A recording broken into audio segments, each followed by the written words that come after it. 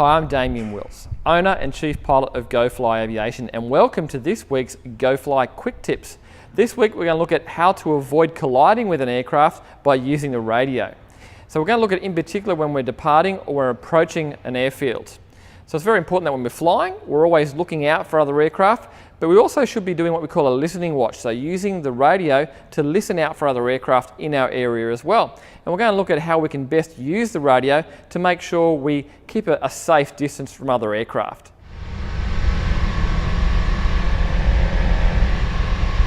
Okay, well today we're going to be looking at how to avoid having a collision with another aircraft by using the radio.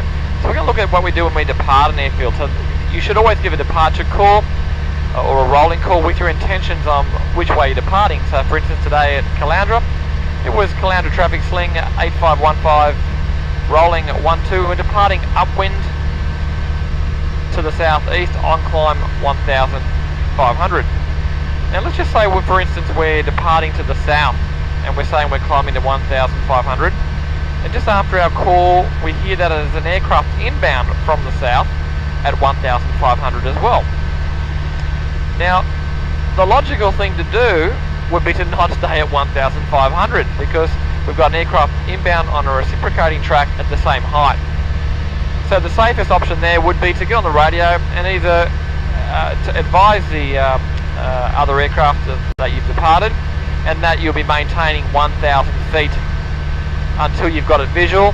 Once you've got it visual and you've passed the other aircraft, then you can climb to 1500. Don't wait for the other aircraft to be proactive. Take command and you be proactive with your height. So the aim of the game is to maintain a separation of at least 500 feet from the other aircraft if you're inbound or outbound. Now there's another scenario where the use of the radio is imperative. You've just given your inbound call to your aerodrome, and then another aircraft has given an inbound call as well, either directly before or directly after you've given your call. So you're around about the same position at the same time. Now there's two issues with this. You don't know exactly how fast that aircraft is going, so even if he's giving you a call just after you, he may be faster than you. Now if you're at the same height, you've got an issue. So yes, you can look out for the other aircraft, but if he's right behind you, it's going to be very hard to see him. So in this situation, if you give an inbound call and say a minute later an aircraft gives an inbound call that he's at the same height and just behind you, be proactive. Get on the radio, say look, I'm just in front of you, I'm going to be climbed to 2000 feet and you can maintain 1500 until we're visual. It just allows that 500 foot separation between you and the other aircraft for safety until you've got visual identification with that aircraft. Well, thanks for joining me this week for GoFly Quick Tips.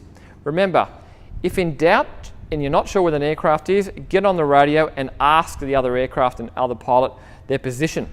If you still can't find out where that aircraft is and you think they're close to you, take a command decision and change your altitude, or ask the other pilot to change their altitude so there's no collision threat.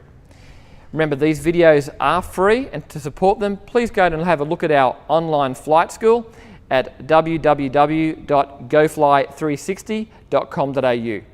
Happy and safe flying, and see you next time.